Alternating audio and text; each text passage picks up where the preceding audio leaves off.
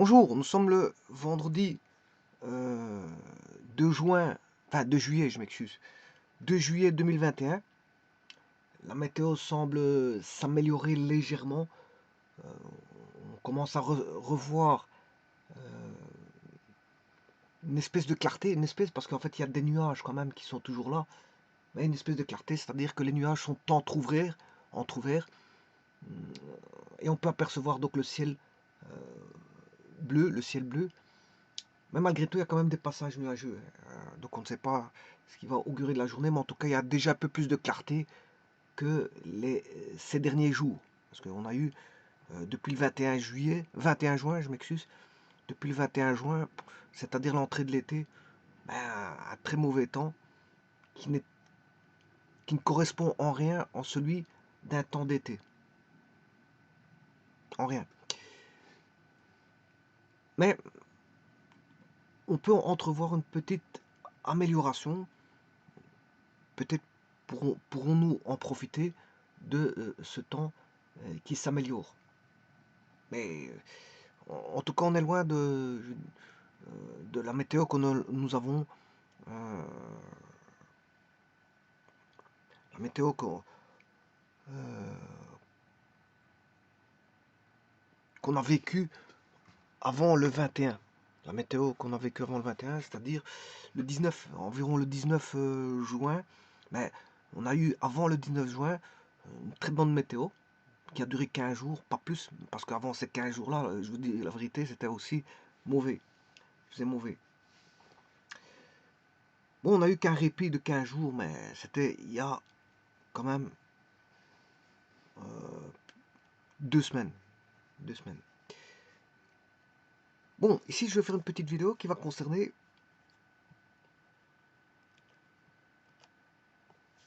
l'angle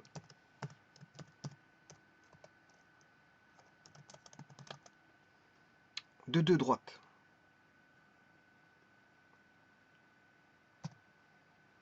Je dirais plutôt l'angle entre deux droites.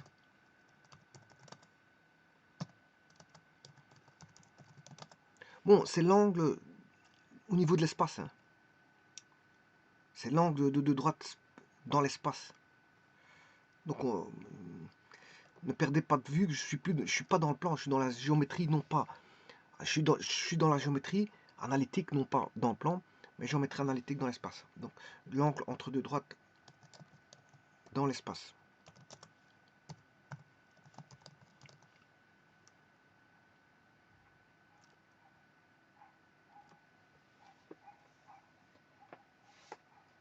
Bon, je vais dessiner ces droites. Bon, il existe plusieurs définitions pour les droites, il y en a pas mal. Je pourrais les mettre une fois. Bon, le but c'est pas de mettre, les définitions. Il y en a beaucoup des définitions. Chacun peut interpréter sa définition comme il l'entend, du moment qu'elle est bonne. C'est le principal. Bon, donc chacun ira de sa définition, pour autant que la définition, bien sûr, soit correcte.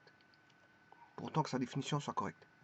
Bon, et ici, je ne suis pas pour définir les droites, parce que bon, c'est pas une vidéo qui va définir les droites, mais je peux vous donner certains types d'équations de droite, parce que elles peuvent se percevoir en plusieurs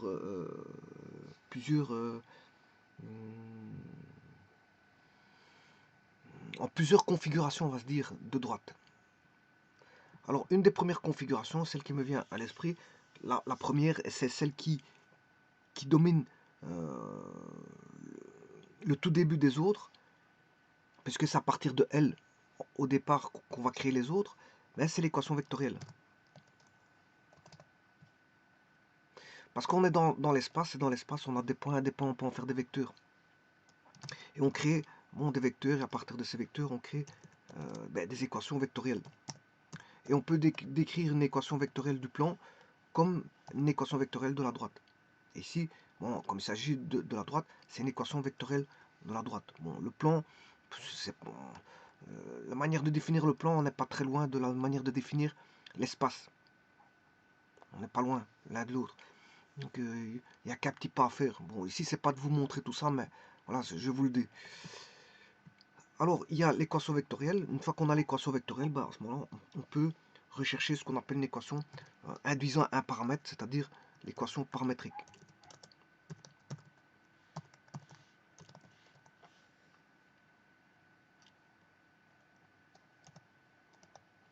Et ensuite, quand on a l'équation paramétrique, ben, on peut éliminer le paramètre et en faire une équation coutumière, ce qu'on appelle une équation coutumière.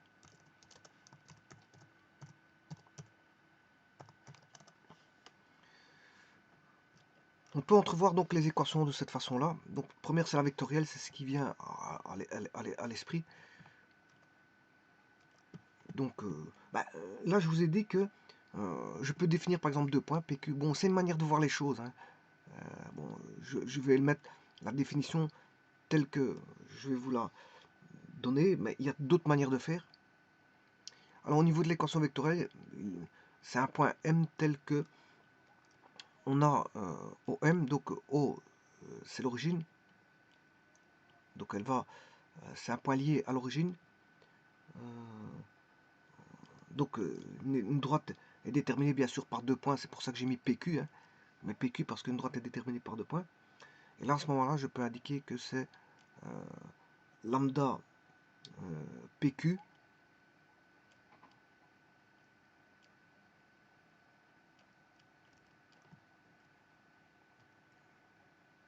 plus OP.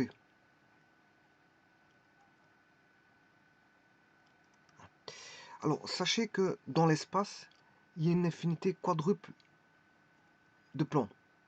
Dans l'espace, une infinité quadruple. Parce que, en fait, dans l'espace, il y a une infinité triple de plans. Une infinité triple de plans dans l'espace. Ça, c'est dans E. Une infinité triple de points dans l'espace. Mais une infinité quadruple de droite dans l'espace. Bon, attention, maintenant, faut pas n'allez pas la lier à quelque chose, parce que une fois que vous liez à quelque chose, à un point, ben, vous allez réduire l'infinitude. Ça, c'est normal, parce que le nombre de paramètres va diminuer. Il y a moins de paramètres.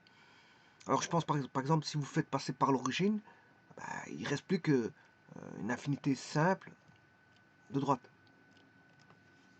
Si vous la faites passer par l'origine, il n'y a plus qu'une infinité simple de droite.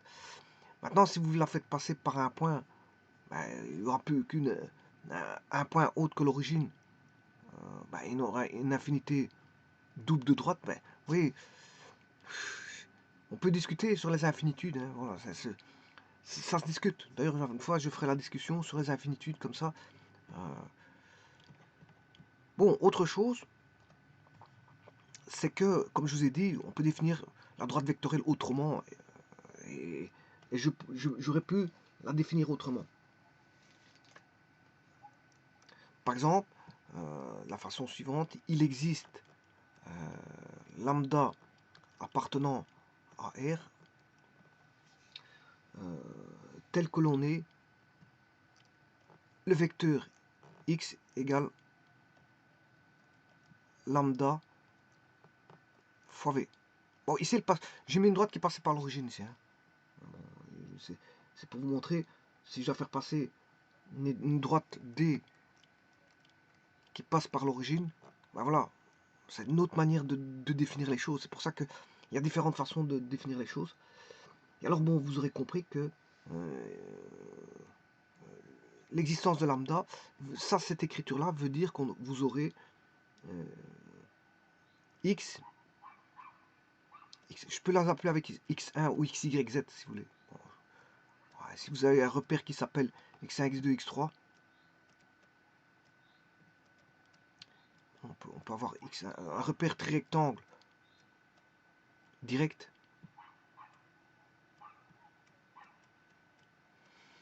Voilà, à la place de xy, voilà, c'est pour ça que j'ai mis x est égal donc lambda. Et il existe ce lambda. Il existe ce lambda est égal à donc V1, V2, V3.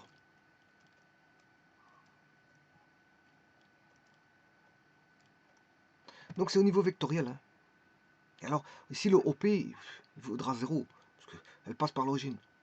Donc on a une infinité simple de droite qui passe par l'origine. Ça, c'est une droite passant par l'origine. Bien sûr, là, celui-là, c'est une droite passant par l'origine. J'ai mis l'équation vectorielle qui est ici. et l'équation paramétrique qui est ici. Donc il existe lambda appartenant à R, et bien sûr le x appartient à la droite. Hein. Le x de coordonnées x1, x2, x3, le x appartient à la droite. D. Bon, et là j'ai fait passer une droite par l'origine. Donc vous voyez qu'il y a différentes façons. Ici c'est une infinité simple de droite, mais dans l'espace, si vous ne vous faites pas passer par l'origine, il y a une infinité quadruple de droite dans l'espace.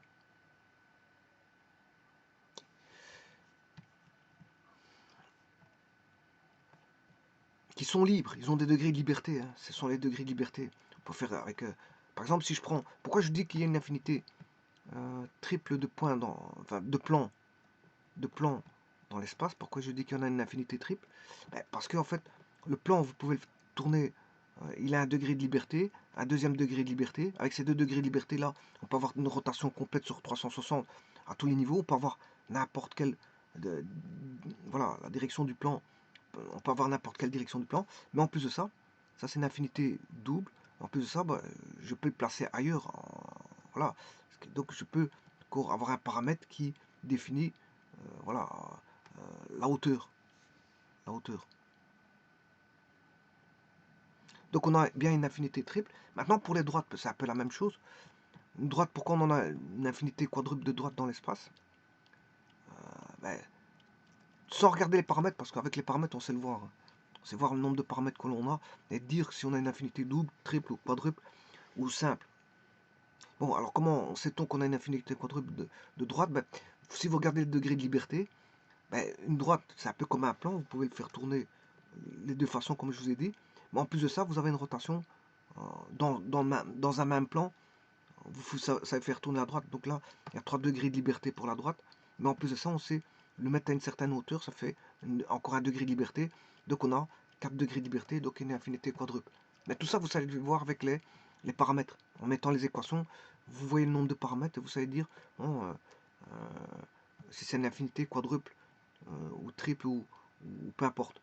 Par exemple, l'équation, je pourrais mettre l'équation d'une droite vue comme l'intersection de deux plans. Et à ce moment-là, bon, si elle ne passait pas par l'origine, à ce moment-là, vous rajoutez plus, c'est lambda V1 plus T1. Plus T1, plus T2, plus T3, qui est le vecteur OP. OP. Bon, ceci étant dit, bon, le tout c'est pas de discuter de tout ça, parce que bon, c'est de voir l'angle entre deux droites dans l'espace. Donc avant de mettre l'angle entre deux droites dans l'espace, c'est de savoir comment on va présenter ces droites. Donc j'ai l'équation vectorielle, bon, qui est là, lambda PQ plus OP, avec PQ qui appartiennent à la droite. Et bon, il n'y a pas de complication à connaître sur ça. C'est simplement que vous avez un tri-rectangle qui est posé parce qu'on est en géométrie analytique. Bon, je l'appelle ça x, y, z et pas x1, x2, x3. X, y, z, bien sûr, on a à droite D et on a PQ. Alors, on a PQ. Qu'est-ce qu'on fait? Ben, on a l'origine ici. Ben, on crée un vecteur OP. Okay. Bon, je vais mettre en couleur. On crée un vecteur OP. Plus on a un vecteur qui est lambda fois PQ, peu importe combien il fait. Voilà. On peut aller chercher tout point de la droite par lambda fois PQ.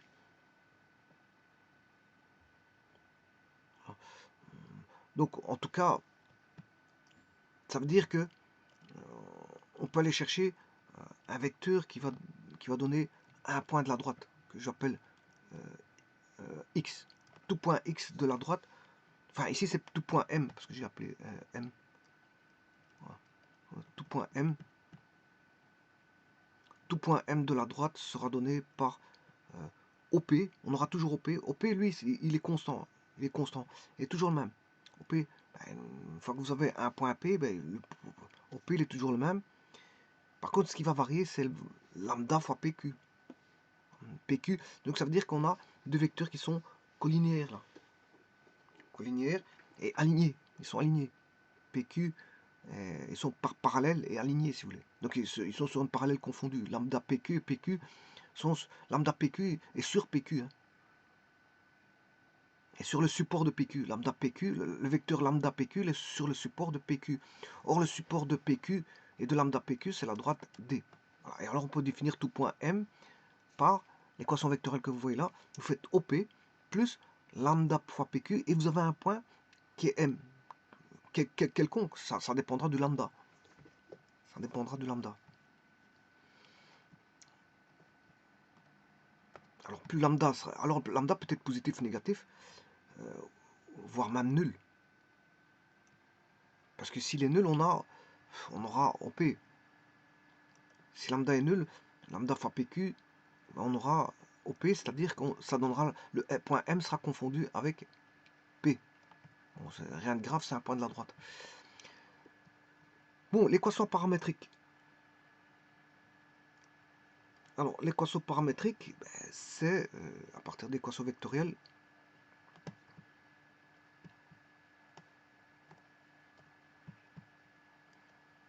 X, Y, Z.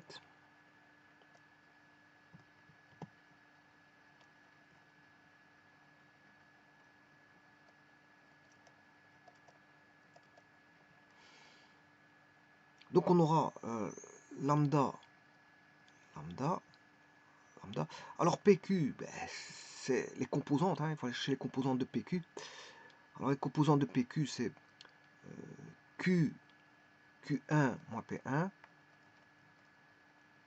Composante en Y, c'est Q2 moins P2.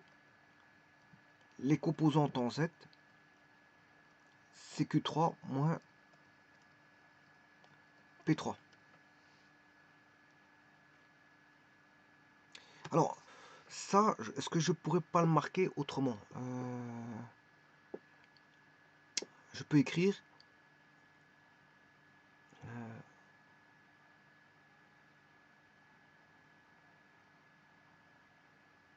c'est les composantes, si vous voulez, de PQ suivant X,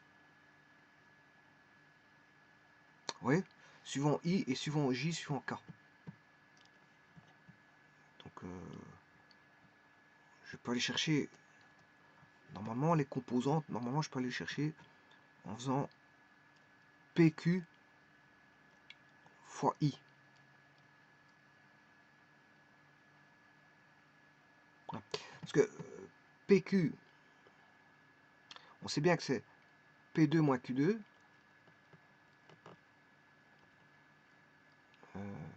Enfin, P1 moins Q1 en I. Enfin, c'est PQ, c'est Q1 moins P1. Bon, je vais le mettre ici. Hein. Je vais changer de page parce qu'ici, je n'ai plus de place pour écrire tout. Donc, je dois commencer à écrire sur un ticket de tram. Mais ça, je n'aime pas trop.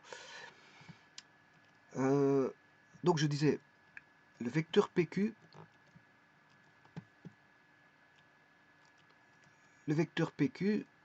vaudra Q1 moins P1I plus Q2 moins P2J plus Q3 moins P3K.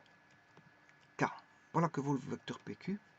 Alors si je veux maintenant Q1 moins P1, je fais PQ fois I. À ce moment-là, ben, je reprends le vecteur que j'ai au-dessus, je multiplie par I. Mais si vous multipliez par I, vous allez avoir la norme de PQ. La norme de PQ, ben, c'est suivant I, c'est Q1 moins P1. La norme de I, c'est 1 fois le cosinus entre Q1 et P1. Oui, là, il y a un cosinus à prendre en compte.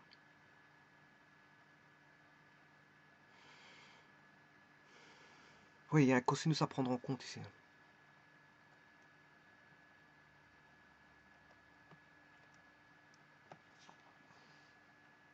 Oui, donc, bon, je ne vais pas écrire cette écriture-là. Là, il y a un cosinus à prendre en compte.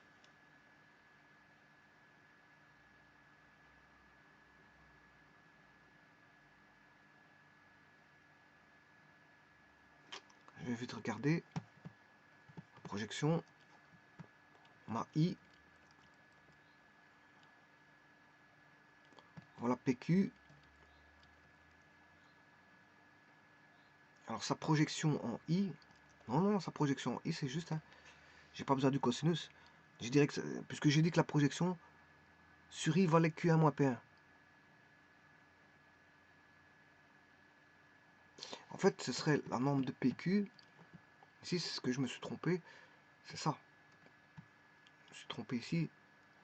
C'est la norme de PQ fois la norme de I. Ben, la norme de I, ça fait 1. Voilà. Et la norme de PQ fois cosinus phi, ben, c'est déjà Q1 moins P1.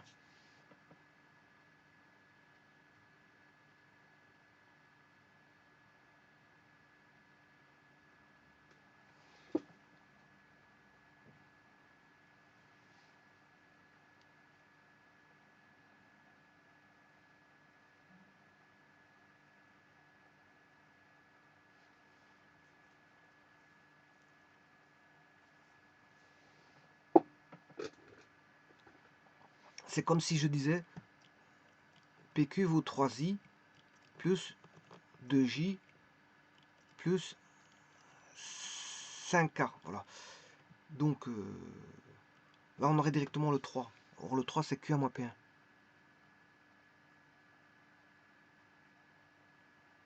Donc, c'est juste. Donc, il n'y a pas besoin de cette fameuse norme. Je n'ai pas besoin de cette norme, ni du cosinus. Puisque il va donner directement, PQ fois I va donner directement Q1 moins P1, qui est la composante suivant I. Or, la composante suivant I, c'est Q1 moins P1. Puis, je peux faire la même chose avec la composante suivant de PQ suivant J et PQ suivant K. Donc, il va donner, bien sûr, Q2 moins P2 et Q3 moins P3. Donc, c'est bon ce que je racontais. Je peux écrire ici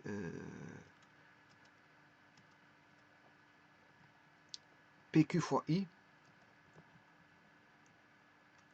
PQ fois J, PQ fois K.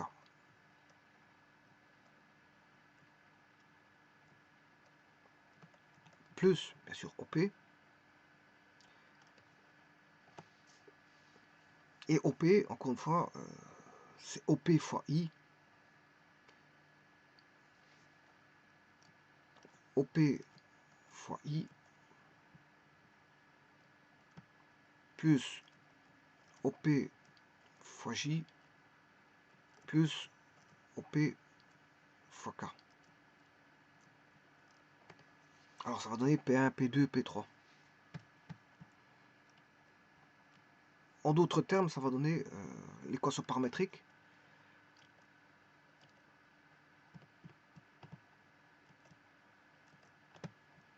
L'équation paramétrique va donner ceci.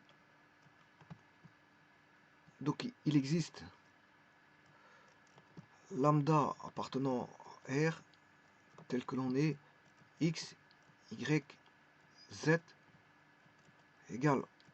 Alors je peux mettre OP, hein, je peux mettre OP d'abord, donc ce sera OP P1, P2, P3, voilà les composantes, plus,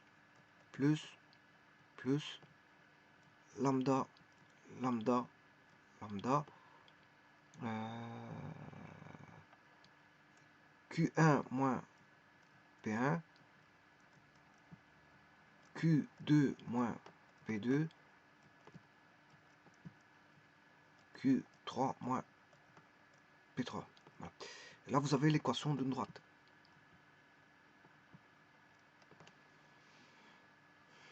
Alors, sur GeoGebra, vous devez écrire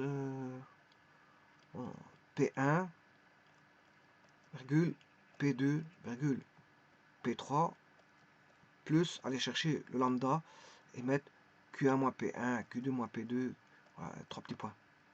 Alors, ça s'écrit en une ligne. Sur GeoGebra, ça s'écrit en une ligne. Je vais le faire par après. Alors, on a aussi une troisième équation qui est d'éliminer le paramètre. Si j'élimine le paramètre,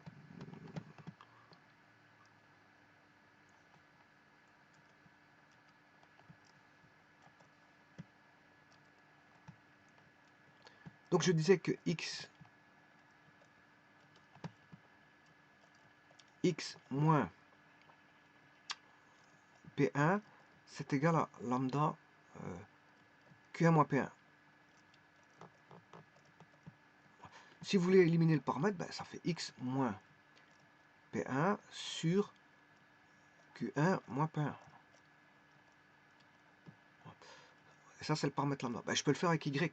Si vous le faites avec y, ben, vous allez faire y moins P2 sur Q2 moins P2 est égal à... Alors, si vous faites ça avec Z, ça sera Z moins P3 sur Q3 moins P3. Et là, vous avez ce qu'on appelle l'équation coutumière. Bon, je regardais si j'ai pas fait une erreur dans mes écritures. PQ fois I, OP, PQ fois J, PQ fois K. Ok. Simplement, ici, il manque un vecteur. Voilà. Attention que ce soit des produits scalaires. Hein. Donc, ça va donner des scalaires. Donc, et on a une somme de scalaires là. Donc, l'équation vectorielle devient, l'équation paramétrique devient une équation scalaire. Hein. On a l'équation vectorielle. Ceci, c'est vectoriel, l'équation vectorielle. Mais l'équation paramétrique devient une équation scalaire. C'est voilà, c'est des nombres. On a des nombres partout. Hein. Si vous faites lambda fois PQ fois I c'est un nombre, puisque c'est un produit scalaire, ça donne un scalaire. Lambda étant un nombre, lambda fois un nombre, ça fait un nombre. Plus OP fois I, c'est un scalaire, un produit scalaire, donc ça donne un scalaire. Un scalaire plus un scalaire, ça donne un scalaire. Donc le X est scalaire. Et ça vaut tout autant pour Y et Z. Donc on aura X est un scalaire, donc un nombre, Y est un nombre et Z est un nombre. Alors que dans l'équation vectorielle, on a... bon, si ce n'est qu'ici, on a juste un paramètre. On a juste voilà, un paramètre qui est le même ici. Hein. Lambda, lambda, lambda. Il existe un lambda. Il existe lambda appartenant à R tel que l'on est ceci. Donc c'est le même paramètre pour les trois. N'allez pas chercher trois paramètres différents. Hein. Bon, c'est trois paramètres identiques. Alors si vous éliminez ces trois paramètres identiques,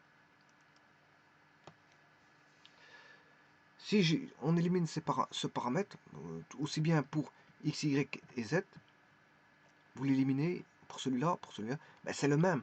Donc il y a une égalité, ben ça va donner ce qu'on appelle l'équation coutumière. C'est-à-dire ça va donner l'équation ici. L'équation coutumière. C'est la troisième forme d'équation. Donc on a trois types d'équations. Équation avec un paramètre. Équation... Là il n'y a plus de paramètre, je l'ai éliminé. Donc voilà, on a ceci. Et ça c'est l'équation coutumière.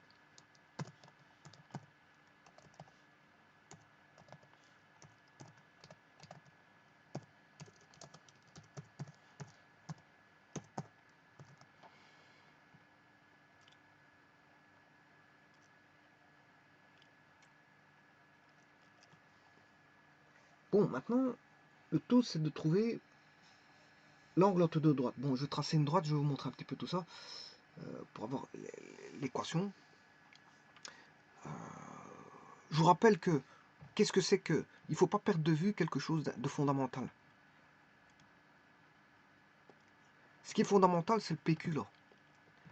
Ce lambda PQ, que représente ce lambda PQ? Eh bien, ce lambda PQ, c'est un système de paramètres directeurs de la droite. C'est un système de paramètres directeurs de la droite. Lambda PQ. Voire, voilà, c'est un système paramètre directeur de la droite. Donc que je multiplie par lambda, j'aurai toujours un vecteur lambda PQ. Ce lambda PQ donne toujours la direction. Quel que soit lambda, il va donner la direction de la droite. Et ça, c'est le lien avec l'origine. C'est rien que ça. On a un lien avec l'origine. On a un point de référence. Et puis après, on l'attache à un point de référence. Et puis, par rapport à ça, on a une direction voilà, qui est donnée par un paramètre directeur. Un système de paramètres directeurs. C'est surtout ça qu'il ne faut pas perdre de vue. Eh bien, pour chercher l'angle entre deux droites, ben, il suffit d'avoir les paramètres directeurs de la droite. Hein. Si on a... Bon, chercher l'angle entre une droite, c'est pas possible. Il faut au moins deux objets pour voir l'écartement. Hein. Ouais, je pourrais chercher l'angle sur une droite, je suis d'accord, mais ça n'a aucun sens. Il y a 180 degrés. 180 degrés. Ça n'a aucun sens de faire ça. Quand on recherche l'angle, c'est l'angle entre deux droites, entre un point, entre une droite et un plan, etc. Donc ici, comme il s'agit d'un cas de figure de rechercher l'angle entre deux droites, hein, eh bien, on a besoin de facto de sa direction, donc d'un système de paramètres directeurs. Donc, une fois que j'ai un système de paramètres directeurs, ben, je peux trouver. Alors, j'ai bien dit que ici, j'ai un système de paramètres directeurs. J'ai pas dit que j'ai un vecteur unitaire. Hein. Donc, il faudra le rendre unitaire. Mais justement, le problème, il est là. Il faudra le rendre unitaire. Donc, on a V1 qui est un système de paramètres directeurs de la droite V1. On a V2 qui est un système de paramètres directeurs de la droite. Alors, une fois qu'on a des vecteurs, c'est facile. Hein. Eh bien, il suffit de faire le produit scalaire. V1 fois V2, c'est la norme de V1 fois la norme de V2 fois le cosinus de l'angle entre V1 et V2.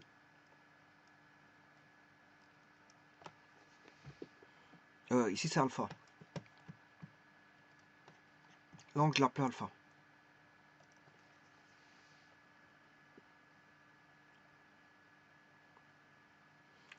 Mais ici, le paramètre directeur de V1, V2, V1, V2, c'est V1, I.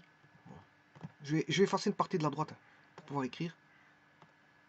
Donc V1 aura pour composante V1I plus V1X plus V1Y plus V1Z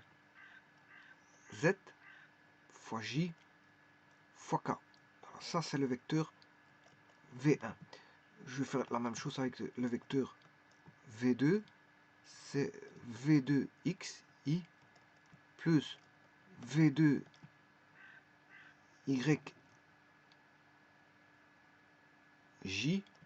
plus V2ZK. Voilà. Et ça, c'est V1 fois V2. La norme de V1, ben, c'est la racine carrée. Bon, j'ai écrit un peu trop grand aussi.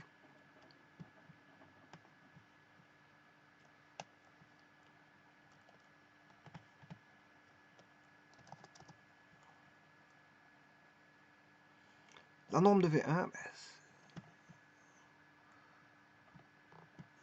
c'est racine carrée de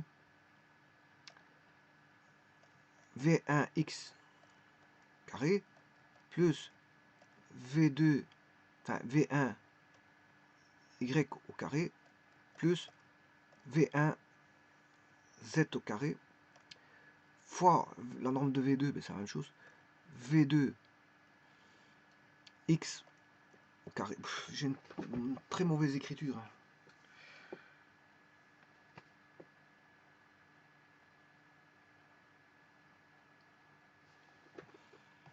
Très mauvaise écriture.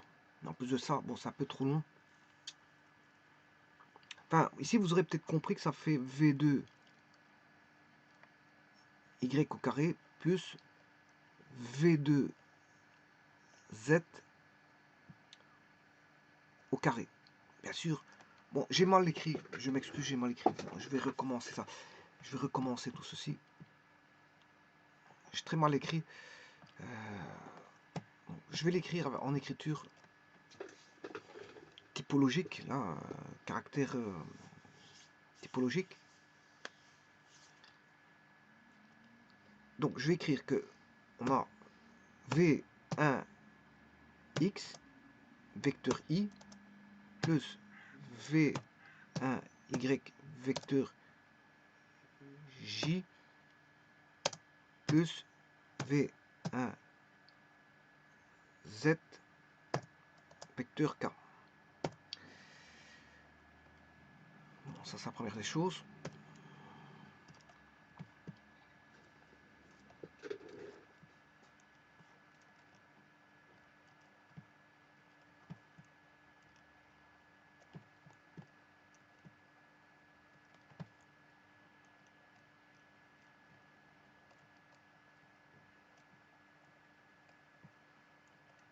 On va écrire la suite.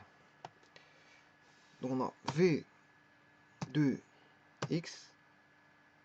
i plus V2y j plus V2z k.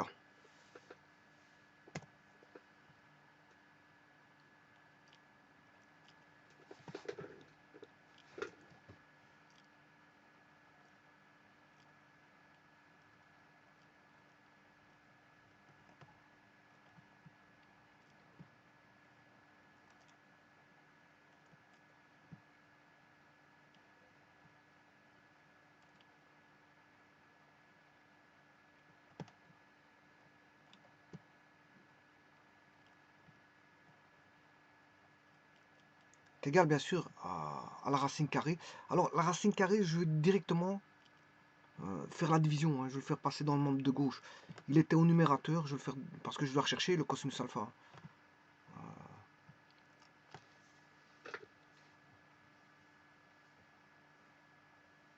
Donc je vais chercher le cosinus alpha. Une fois que j'ai le cosinus alpha, je peux trouver alpha. Donc ce qui veut dire que je suis en train de rechercher le cosinus alpha.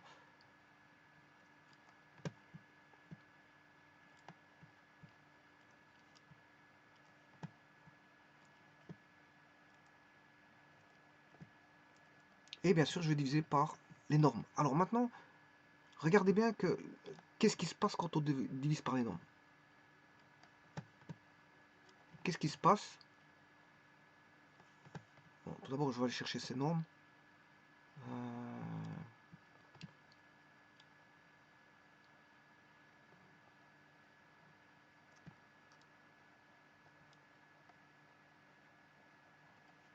Donc on a norme de V1.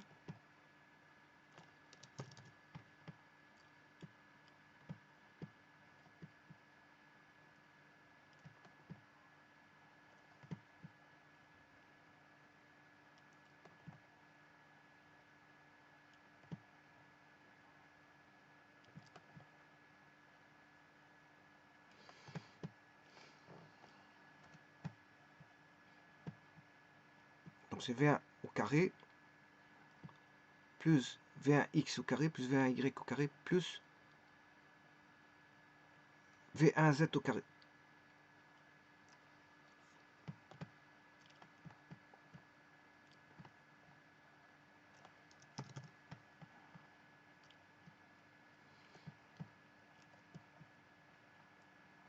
V2x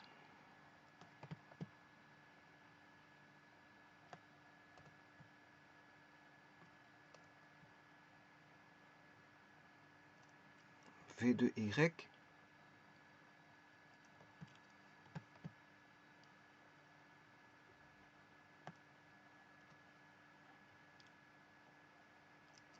V2z, bien sûr avec les carrés.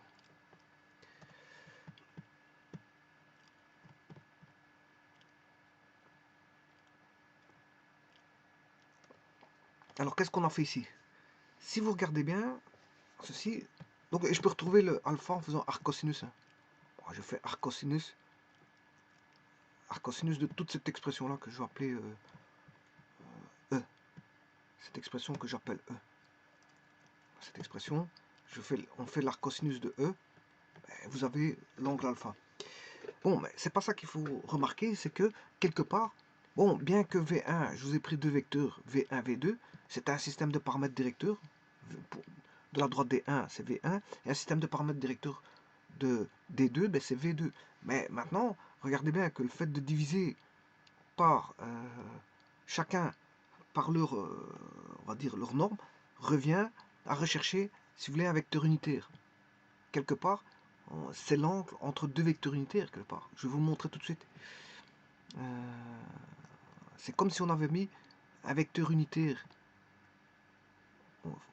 que je vais appeler U1. Voilà. Là, il est unitaire, hein. Sa norme, elle vaut 1. Et là, j'ai un vecteur unitaire qui est U2. Donc, on évalue, si vous voulez, indirectement des vecteurs unitaires. On évalue l'angle entre deux vecteurs unitaires, quelque part. Alors, je vais vous montrer tout de suite. Il suffit juste de décomposer correctement. Tout d'abord,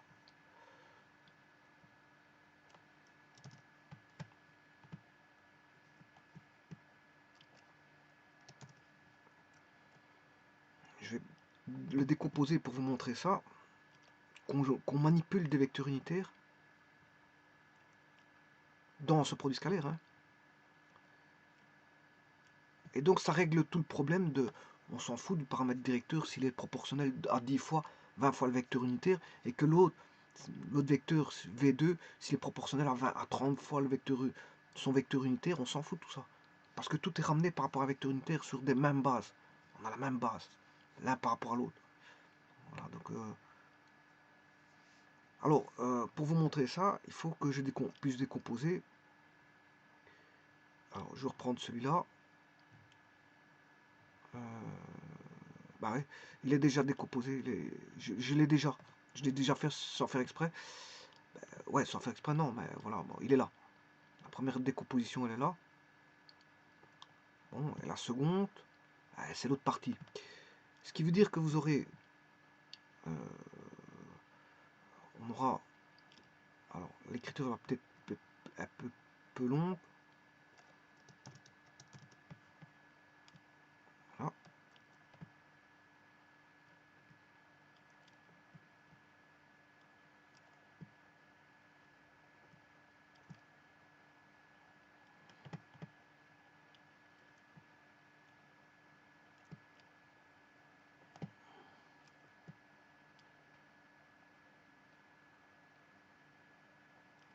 Alors, vous reconnaissez V1X sur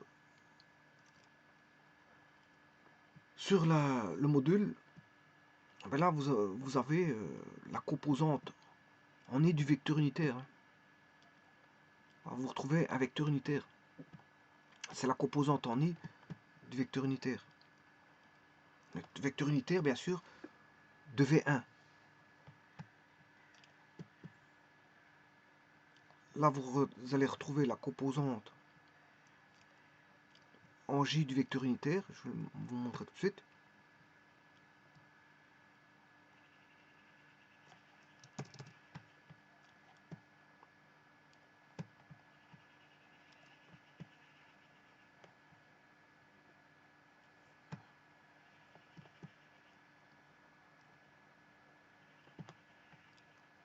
J.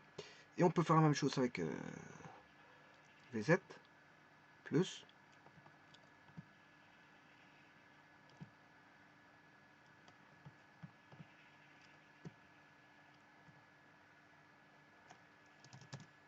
donc on manipule quelque part indirectement un vecteur unitaire. Donc on va partir d'un système de paramètres directeurs. On manipule un vecteur unitaire de V1 et on fait la même chose. Bien sûr, on peut faire la même chose avec V2.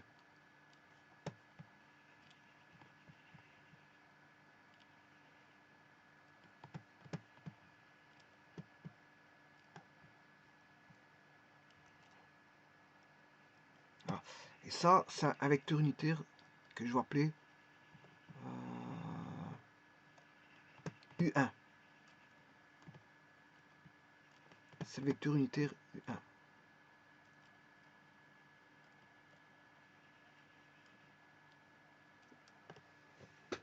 Alors on peut faire la même chose avec la seconde partie qui est là-bas. Je peux traiter ceci. Si je traite ça, ben, je vais rechercher tout ceci.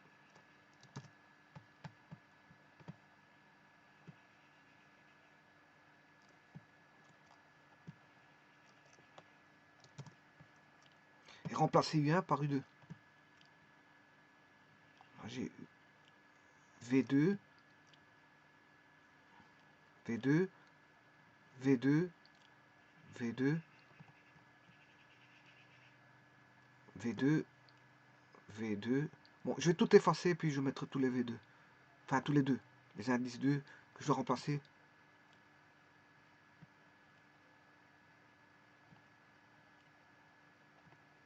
Le dernier, c'est V2Z. Alors, maintenant, je vais remplacer par ça. Donc, on a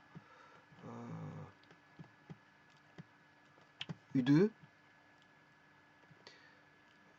V2, V2, V2, V2, V2, V2, V2, V2, V2, V2, V2. Ben, là-bas, il y a un Z. Hein. Il y a un Z. Ah, là, c'est V2. J'espère que j'en ai plus oublié. Enfin, que je n'ai pas oublié.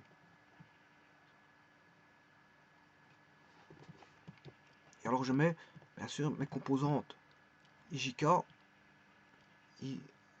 J et K. Là, on a le vecteur V2.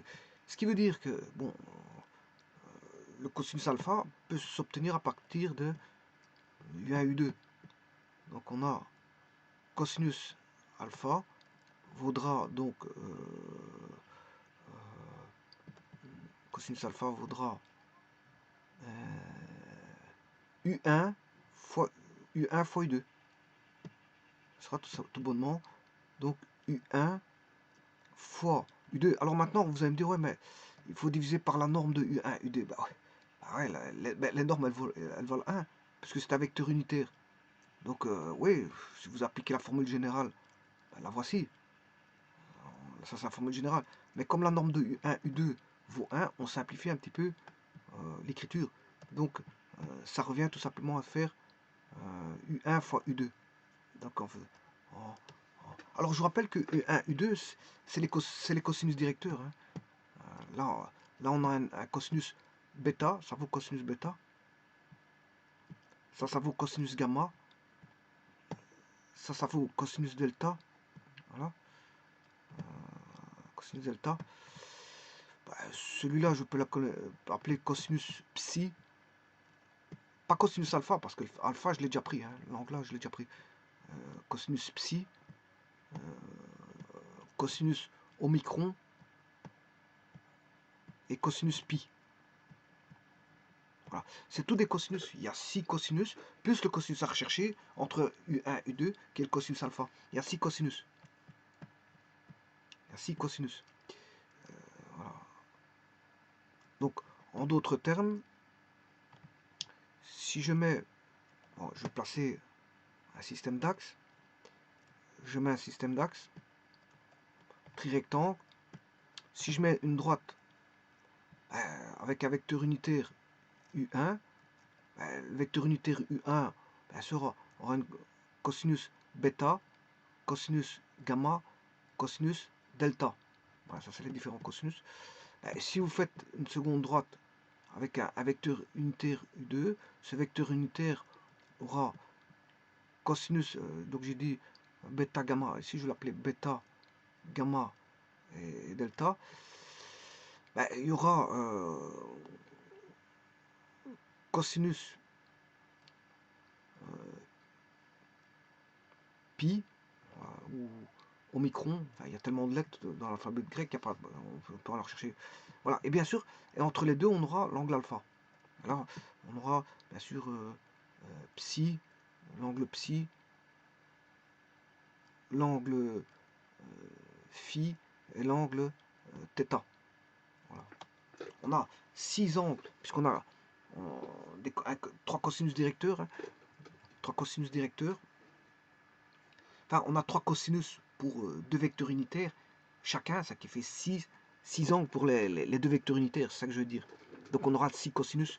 Mais après, il faut chercher le cosinus entre U1 et U2. On a un 7e cosinus là. On en aura 7. 7 cosinus. On peut manipuler 7 cosinus si vous voulez. 7 cosinus.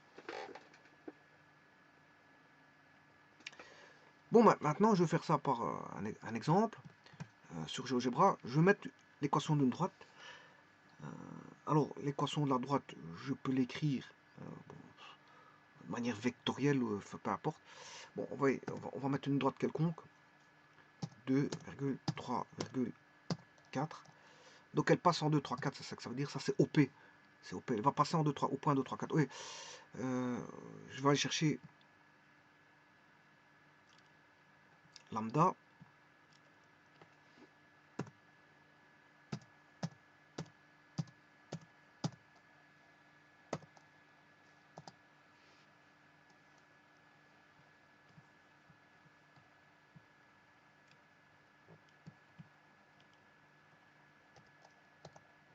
Bon,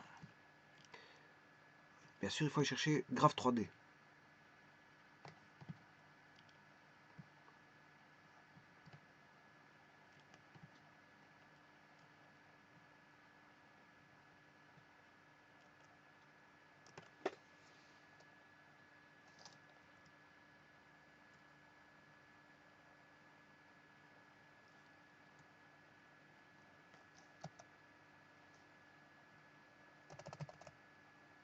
Bon, je vais tracer une droite. Je trace une droite. Hein.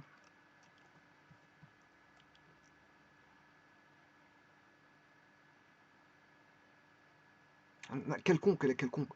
Et puis, bien sûr, je vais changer tout ça. Je prends le point A. Point A, c'est... Ouais. Bon, je vais faire autrement. Je vais le faire passer par 2 points. Donc, supposons que le point... bon, j'avais dit qu'il fallait 2 points. Pour tracer une droite, c'est toujours comme ça, il faut 2 points. Alors, je vais mettre les points PQ. Avant toute chose, je vais mettre l'origine. Donc, O égale... Parce qu'on ne voit jamais l'origine. Hein. C'est pour ça que chaque fois, je dois mettre l'origine. C'est fait. Alors, je vais mettre un point P qui est en 2, 3, 4. Coordonnées 2, 3, 4. Et le point Q, je sais pas, moi, je peux le mettre en... À la taper, je fais 4 moins 5,1.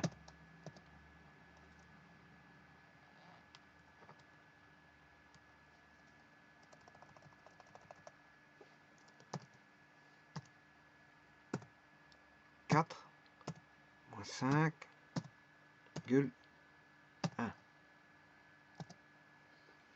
J'ai mes 2 points PQ.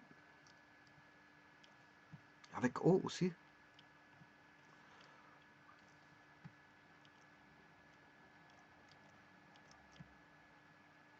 Allez, 2 points fixés, donc je vais faire passer une droite.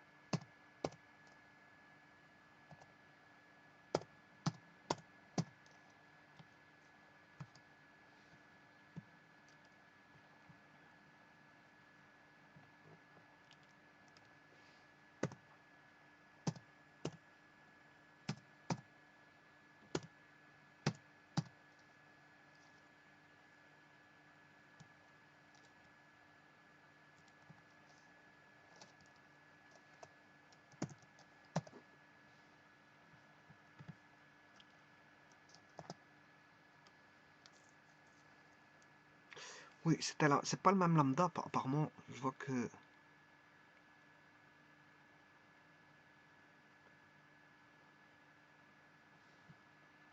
C'est pas le même lambda, c'est pour ça qu'il ne le prend pas.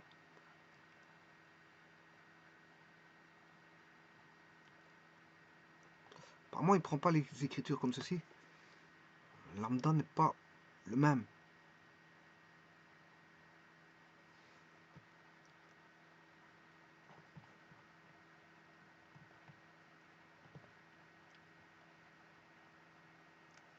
Il ne veut pas prendre des écritures directes. Notamment ce lambda-là.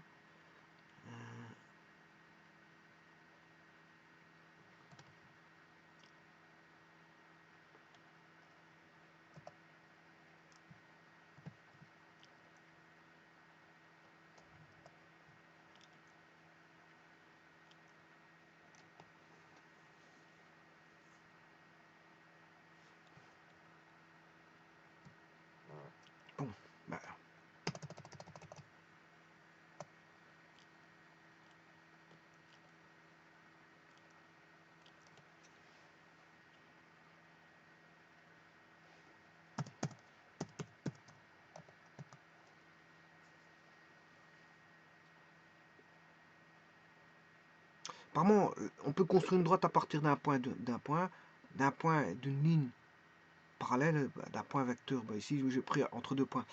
Bon, ben, rentrer directement la droite, je sais pas si on peut le faire.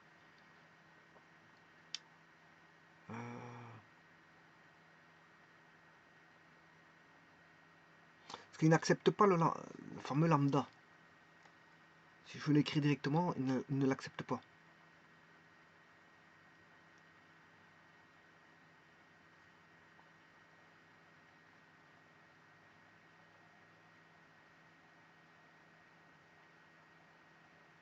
Il n'accepte pas directement l'écriture si on veut écrire une droite. Il ne reconnaît pas le lambda en fait. Hein, voilà.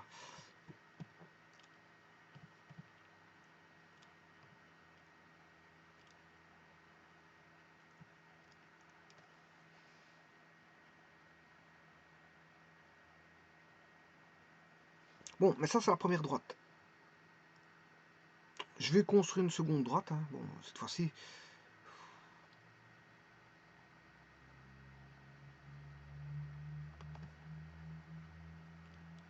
Je peux lui mettre un vecteur directeur à cette droite.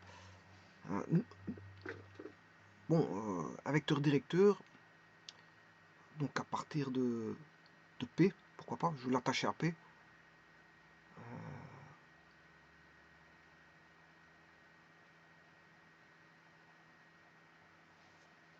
Tout d'abord, je vais le construire à partir de l'origine.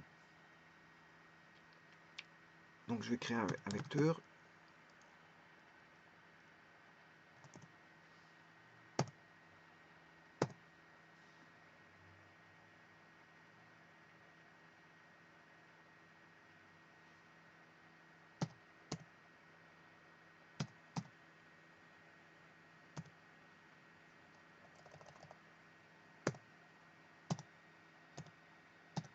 Bon, celui-ci, c'est celui qui est attaché à l'origine.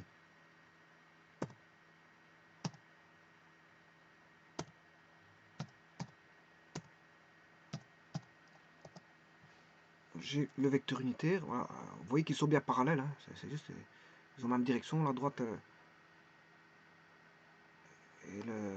Voilà, c'est normal, ils ont même vecteur directeur. Je vais aller chercher un vecteur unitaire de U.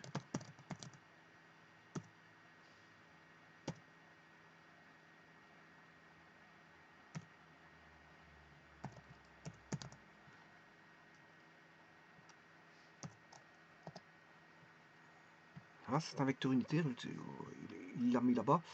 Bon, alors pour avoir le vecteur unitaire, vous pouvez le calculer vous-même. Hein. Vous faites 2 divisé par la norme de U.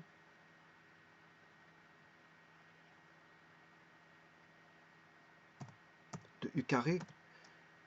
Voilà, vous avez déjà le 0,23. Puis vous recherchez moins 8 sur la norme de U, toujours au carré, moins 0,91.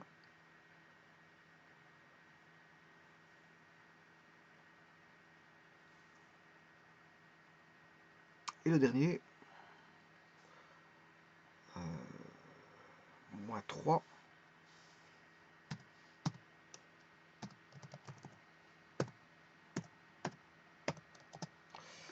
Moins 0,34. Donc c'est comme ça qu'on le trouve. Alors remarquez bien que si je fais la norme de V, ça fait 1. Puisque c'est un vecteur unitaire. Voilà, ça fait 1. Bon, donc là on a un vecteur unitaire.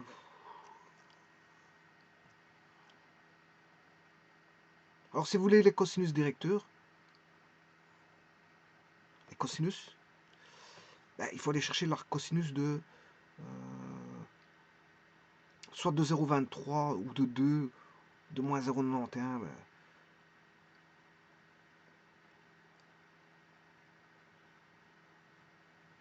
Bon, on va aller chercher la cosinus de 0,23. Arc cosinus de 0,23. Ouais, bon, ici, il l'a donné en radian.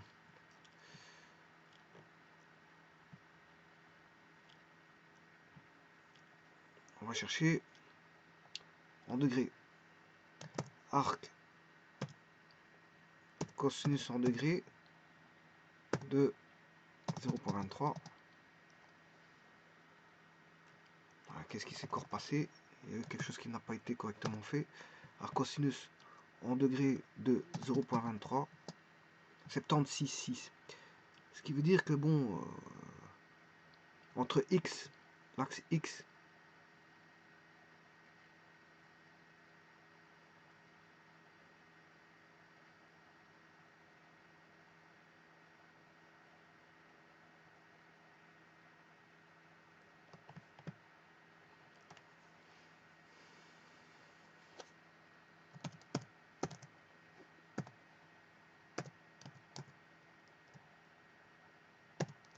et le vecteur v,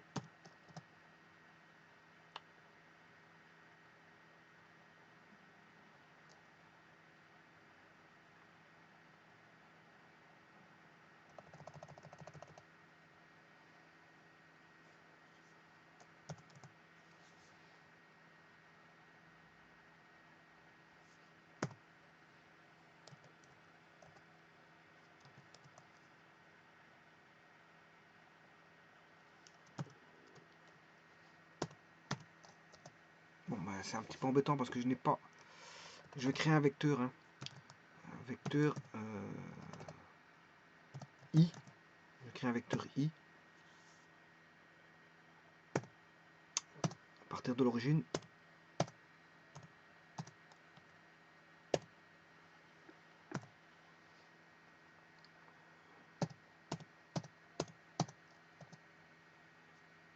Je vais chercher l'angle entre V et W, ou plutôt entre W et V. 76,83, ce qui fait 0,23.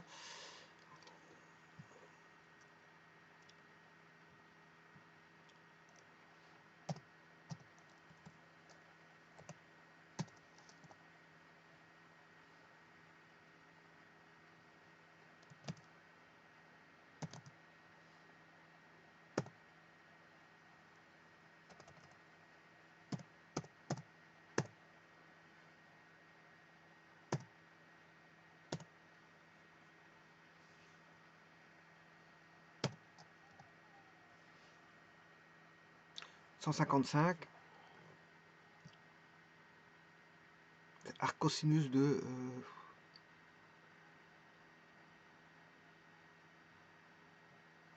moins 0,91.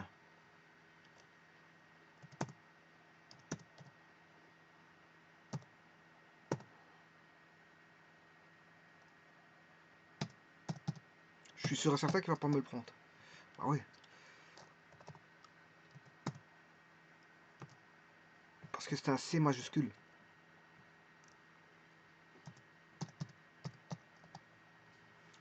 Voilà. Et alors on pourrait continuer comme ça. Je peux faire pour... donc on a bien les angles. Hein, et donc ces angles-là sont les angles du cosinus directeur, mais aussi de la droite D. Parce que, bon, lui est parallèle. C'est la même chose. J'aurais pu faire Z aussi. Bon, bon, je ne le fais pas, mais bon, j'aurais pu le faire, mais voilà. Si je duplique,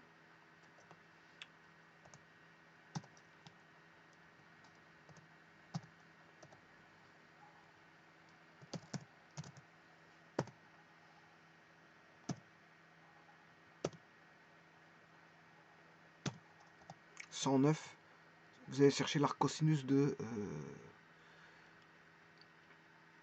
moins 0,34.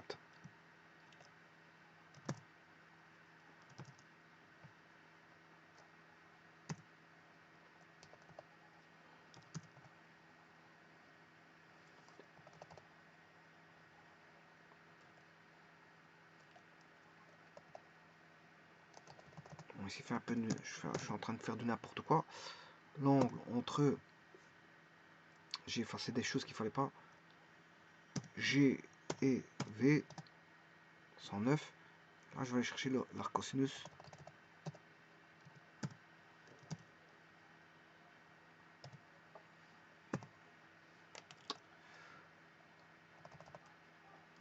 Arc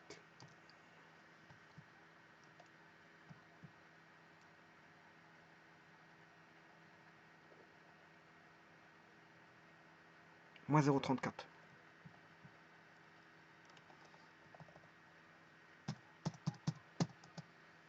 « 109. Ouais, tout est bon. Donc maintenant, je vais aller chercher une deuxième droite. Je vais dupliquer le point. P. Je duplique. Je vais mettre un point que je vais appeler moins 2. Bon, bah, je vais mettre n'importe quoi. Moins 4. Moins 5. Voilà. Je vais mettre un second point. Dupliquer. Et là, je vais l'appeler. Je vais mettre 5. Moins 1. Moins 6, par exemple. Voilà. Je vais créer la droite AB.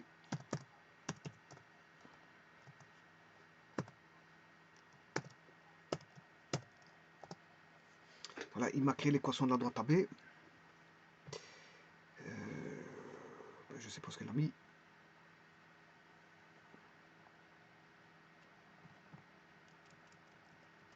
Elle est là. L'équation de la droite AB. Et maintenant, je vais aller rechercher. Vous voyez que c'est deux droites qui sont, comment est-ce qu'on appelle ça, gauche. C'est deux droites gauche. Elles sont ni parallèles ni séquentes.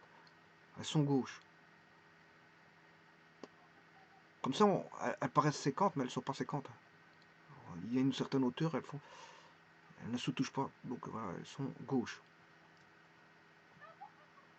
Mais c'est pas parce qu'elles sont gauches qu'elles n'y a pas d'angle. Si, on s'est trouvé un angle. Voilà. Donc maintenant, je vais créer un vecteur, un deuxième vecteur.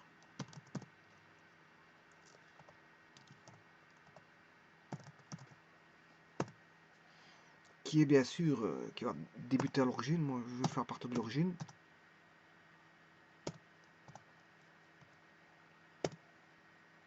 De composantes 7, 3, moins 1. 7, 3, moins 1. C'est le vecteur I.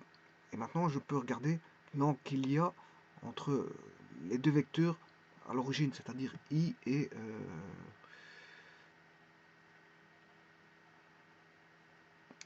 U et I. L'angle entre U et I, voilà, 95,6. Ça, c'est l'angle entre les deux droites. Bon, maintenant, je peux faire directement entre U1 et U2. Alors, je n'ai pas créé U2. Enfin, oui, U1, je l'ai. J'ai un vecteur unitaire. Je vais créer un second vecteur unitaire.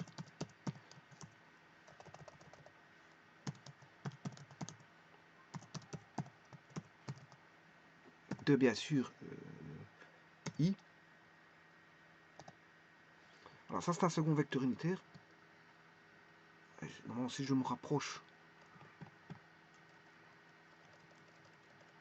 voilà, c'est les deux vecteurs unitaires.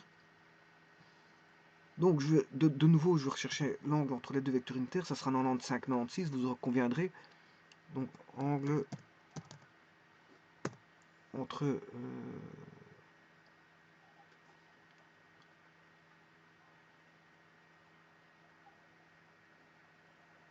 alors, le vecteur unitaire, l'autre, c'était, je ne sais plus comment c'était, le nom.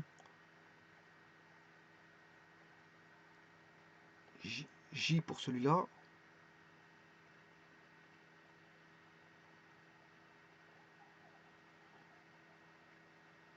V, vecteur unitaire V. V et le vecteur unitaire I. Donc, c'est l'angle entre V et I. Là, on retrouve notre 95,6. C'est tout à fait normal. Tout à fait normal. Alors maintenant, vous voyez qu'il n'y a pas besoin de passer par l'origine. Hein. Je vais vous montrer qu'il n'y a pas besoin de passer par l'origine en faisant directement, ni par des vecteurs non unitaires ou des vecteurs unitaires. Il n'y a pas besoin de passer par là. Et de les rendre séquents. À l'origine, il n'y a pas besoin. Bien que j'ai deux droites-gauche, je peux trouver les angles. Alors, vous allez voir comment. Ben, c'est par la formule qui a été établie là. L'angle entre deux droites. L'angle entre deux droites. C'est ceci. Donc, c'est le vecteur. Tout d'abord, je peux le faire par GeoGebra. par GeoGebra, ça va être angle entre la droite, je sais plus comment est-ce qu'elle s'appelle,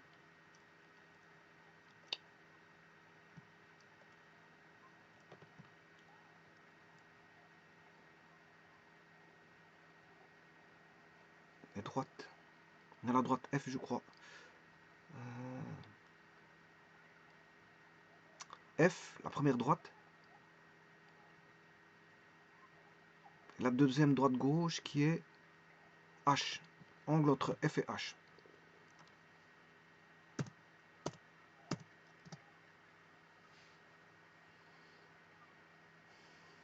Oui.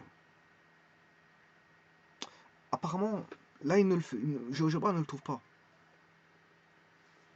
Entre F et H. Parce que c'est gauche. C'est gauche. C'est de droite-gauche. Apparemment, il ne sait pas trouver l'angle entre deux droite-gauche. Pour lui, il ne sait pas le faire. F. S'il y a quelque chose que je ne vois pas. Je vais faire un zoom parce que je ne vois pas la deuxième droite.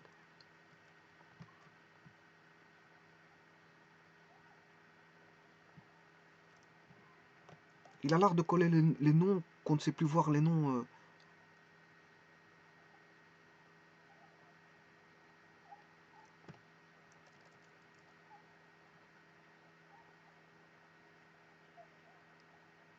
Oui, c'est ça, H. Je le vois. On va déplacer. C'est ça, c'est H. L'autre, c'est F. Il est là. Voilà, F. Donc, c'est l'angle entre F et H. Il ne sait pas le faire. Voilà, il ne sait pas le faire.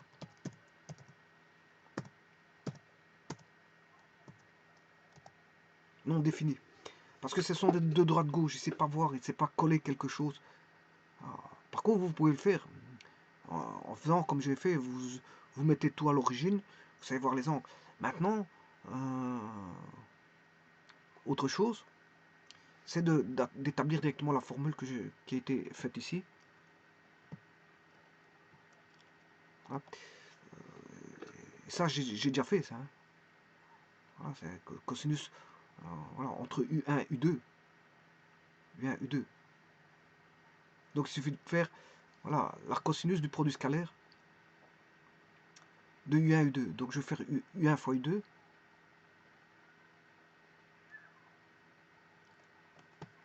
Alors U1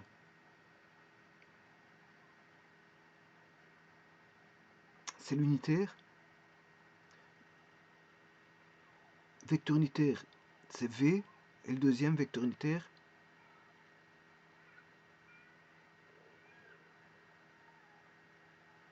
c'est J, VJ.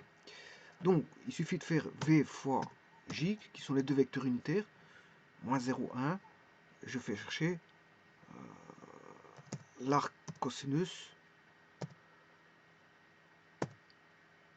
Ouais, il ne me le prendra pas, je le sais bien, parce que en degrés, moins 0,1. Voilà, maintenant il va mal prendre. 95,74. Bon, voilà. C'est l'angle entre V et J. Ouais, je sais pas pourquoi j'ai...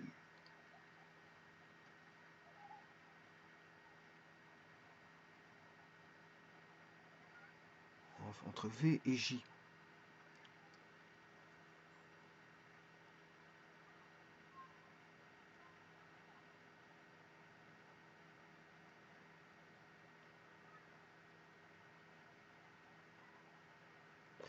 Ça c'est l'angle...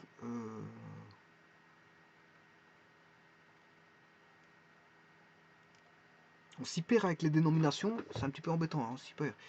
Donc ça c'est les cosinus directeurs. Bon, je vais enlever les cosinus directeurs parce que bon, c'était juste pour vous montrer. J'ai le vecteur U, U et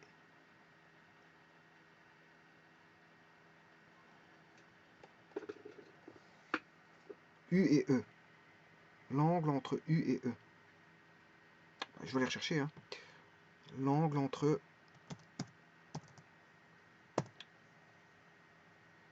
U et E. C'est pas ça. On s'y perd, on s'y perd. Les dénominations, c'est pas ça. Bon.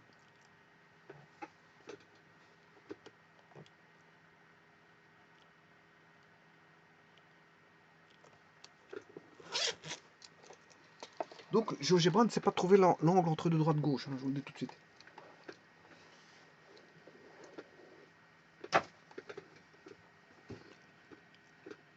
En plus, c'est écrit tout petit, ça ne m'arrange pas les choses pour voir les lettres. Donc, même si je fais un zoom, il colle contre les objets, on voit plus les noms. Enfin bref, je vais rechercher par rapport ici. Alors, le vecteur U. Vecteur U. J'en ai besoin. Ça, c'est son vecteur unitaire. Vecteur unitaire de U. Bon, les droites, j'ai pas besoin de les voir.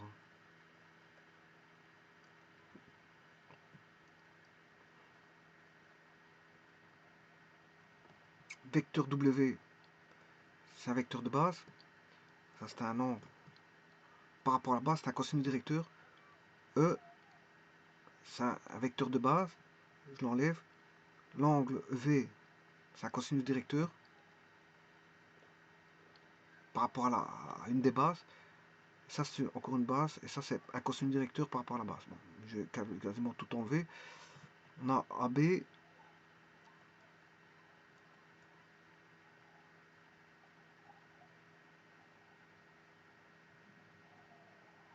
J'enlève cette droite.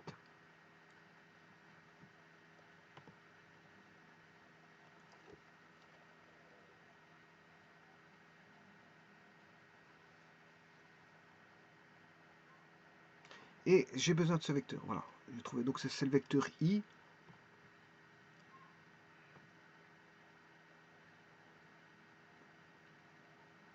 Et le vecteur U. I et U. Donc c'est l'angle entre I et U. Cherchez l'angle entre I et U.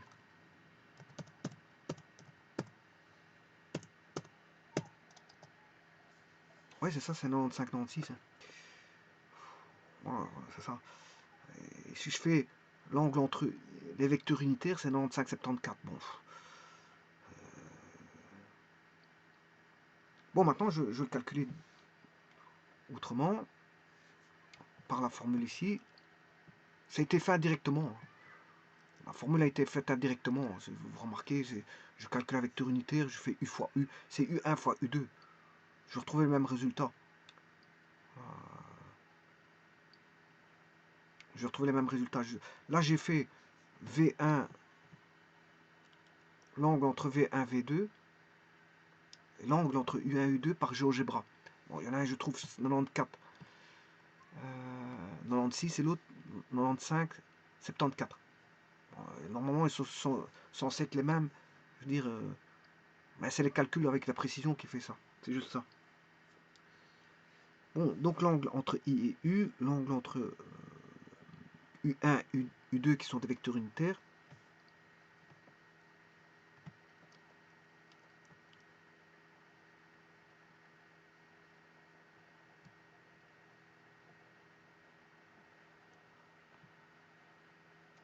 Alors, vecteur unitaire, c'est V et J. Donc, je vais les remettre. Vecteur unitaire, il est là. Et le J,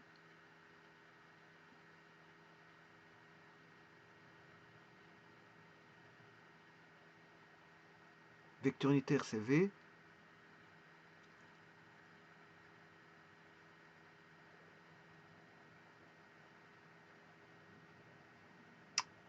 Où est le deuxième? J, VJ, c'est ça.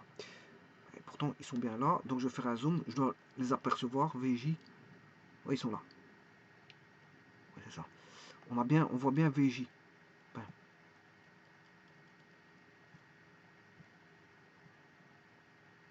Il y a juste un léger décalage, mais bon. 95, 96 pour l'un.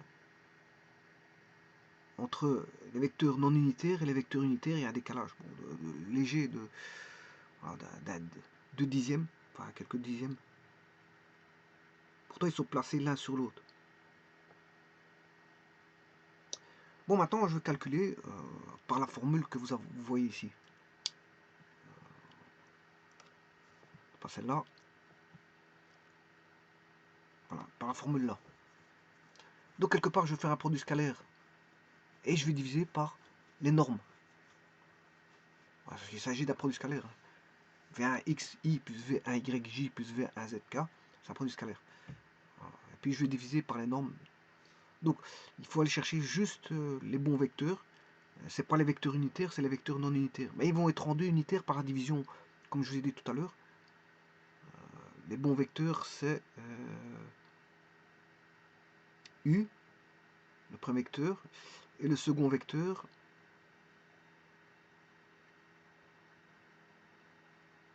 c'est I. Donc c'est U et I. Voilà, c'est U et I. Bon, donc on va faire un produit scalaire U fois I. Le voici. Je vais chercher la norme de U.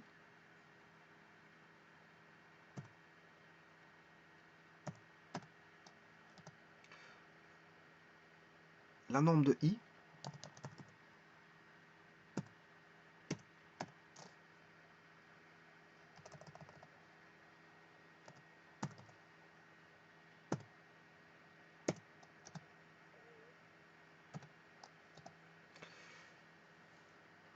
J'ai tout ce qu'il faut. Et maintenant, je peux faire L divisé par M fois N. Voilà, moins 0,1. Donc c'est juste. Je vais retrouver l'arcosinus.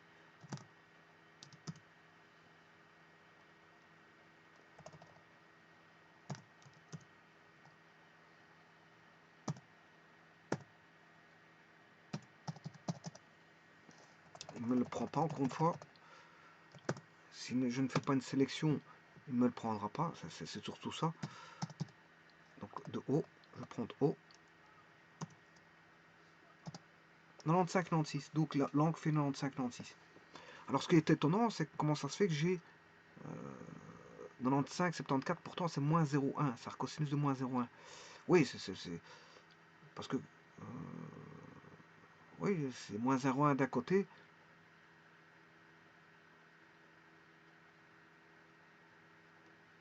Et moins 0,1 de l'autre. Allez comprendre pourquoi. Il y en a, ils trouvent 95-74 et l'autre 95-96. C'est peut-être dans les décimales, hein, ils calculent dans ces décimales. Mais normalement, moins 0,1, il doit trouver 95-96.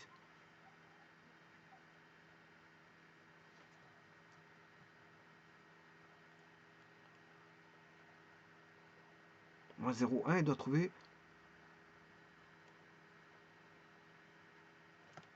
Allez comprendre. Mais pour moi, c'est dans les décimales. Hein. C'est un problème de décimales. Hein. Bon, ils calculent avec des décimales. À mon avis, c'est ça.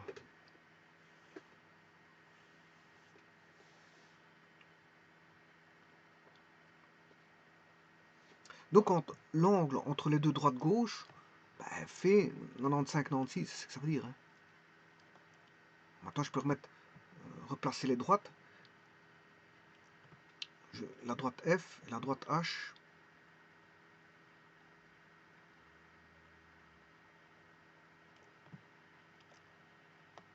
Voilà. Les deux droites sont placées. Il y en a une qu'on ne voit pas. Il faut juste faire un zoom. Là, vous avez tout. Et donc, quand on regarde bien, pour voir les angles, il faut ne plus faire apparaître l'axe des Z. Donc, vous devez ne plus voir l'axe des Z. Et là, vous voyez l'angle. On voit bien qu'il y a un angle. Vous le voyez. On a les deux vecteurs qui donnent l'angle, mais il y a aussi les deux droites. Quand vous regardez du haut, on ne voit plus ce qui est gauche est éliminé, parce que vous regardez du haut, vous ne voyez plus la hauteur. Tout est représenté sur un plan.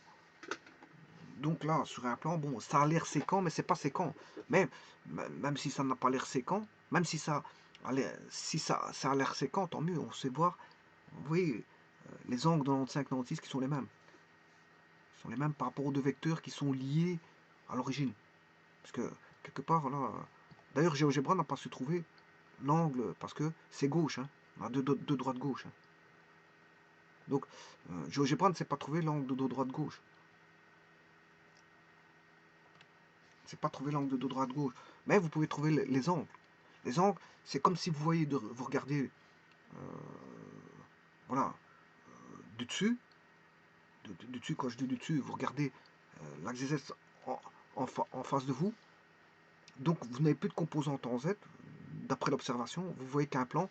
Et là, vous pouvez décrire voilà, l'angle. Vous aurez l'angle. L'angle entre les deux droites.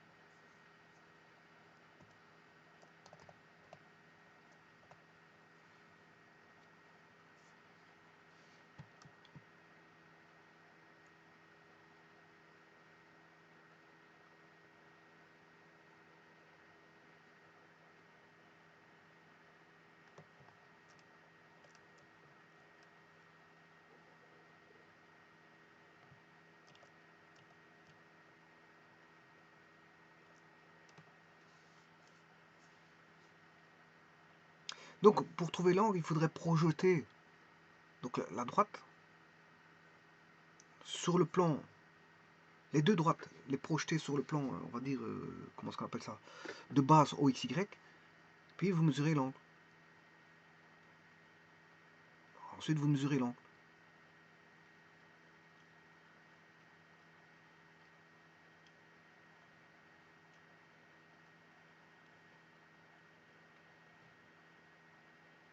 La hauteur ne jouera pas. La hauteur ne joue pas, donc la composante en Z ne jouera pas. Voilà.